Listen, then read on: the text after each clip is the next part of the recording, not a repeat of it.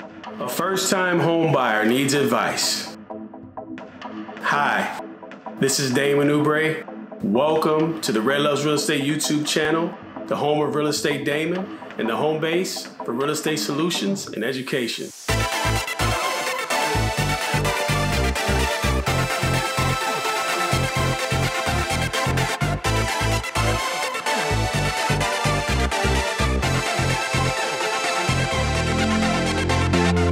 So you're a first-time home buyer, but you have absolutely no idea how to get into home buying or where you should start after just looking at the property. So you're at the property you want, but you don't know where to go from there. So I'm going to answer some questions for you, and I'm going to try to make the process easier for you and give you some good information along the way. Definitely check out my video explaining why now is the best time to buy a home. End of 2020, beginning of 2021. Best time to buy a home right now, in my opinion. So go check out that video so you know that you're on the right path. Here are the action steps that you want to take as a first-time home buyer. So action step 1, ask yourself why. So why am I buying a home? Okay, are you buying because your family's growing, you got a better job, you're tired of paying rent money, you just got married, you guys want a fresh start, you want to take advantage of the interest rate? You're simply tired of not having control over your place. The next question is, do you plan on living in the house for 10 years or less? Or 10 years or more, I should say. If this is your first house you're buying, probably gonna upgrade eventually if you have kids. Not sure. You may be getting into something that you're gonna stay in after 10 years. You just got a job, same thing. You're probably gonna upgrade because you're gonna get some upward mobility in that job. So there's a lot of factors. In these two questions, they kind of come together to help you make the right decision. Lenders won't ask you this question because it kind of complicates things for them. Most realtors won't ask you this question.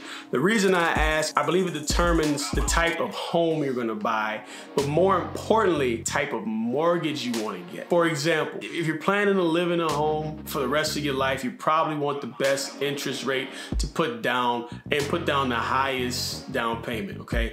This is because the average mortgage or loan on a personal home is 30 years. The more money you put down as a down payment, the less interest you're gonna pay on the loan. Real simple. The lower the interest rate, the lower the payments will be. This doesn't take into consideration that you're gonna refinance or something like that, which are more advanced techniques that I'll probably do a video about. But let's just keep it basic, guys. But before I start, go ahead and subscribe. Please click the like button. Show your support for the channel. This is the basic principle which says if I borrow less, I will owe less. However, if you plan on upgrading right at or before 10 years, there's a different way to look at things. Not to dive too deep into mortgages, but you can pay most of the interest on the first 10 to 15 years of your loan, okay? That's when you pay most of your interest, okay?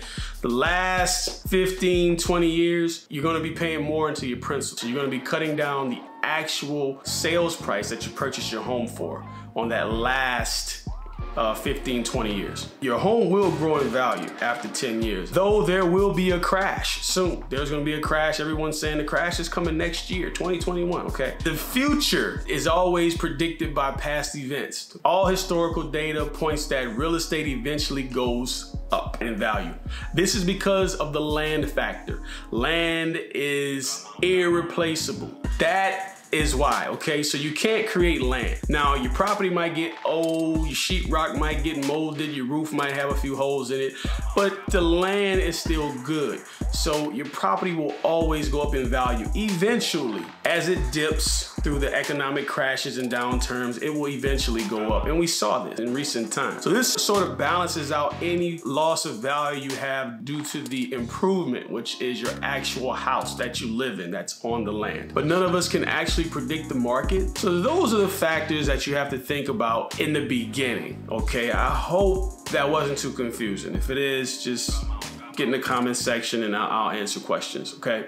Going back to my original point, if you're buying a home, knowing you're upgrading in 10 years, the down payment on your home is not as important as the interest rate. This is because you're not in it for the long haul. It's best to save as much down payment and loan interest as you can, so you can start saving for the next home, all while letting your home increase in value, which will take care of some of that payments. The next thing to do, this is number 3, get a pre-approval letter from a lender. I cannot stress this enough to first-time home buyers and second-time home buyers, because a pre-approval letter is your leverage to the seller and the realtor, who is the seller's agent, and your agent, because it makes people think that you're serious. You want to have the ability to have that pre-approval letter so you can negotiate and you can have credibility with your realtor. Now, I totally agree. You can always window shop. That's fine. But do most of your window shopping on Zillow. Once you get a pre-approval letter, ask your lender about buying your rate down, if possible. Most mortgage lenders have a database that has the rates. So one day you may be able to get a 3.5% rate on your mortgage. Then the next day, a 3.0% rate. Make sure that you're talking to your lender about these things, because they'll know that you know what you're doing and they'll help you more. They won't just say, okay, there's your rate. Go ahead, you had a 4.0.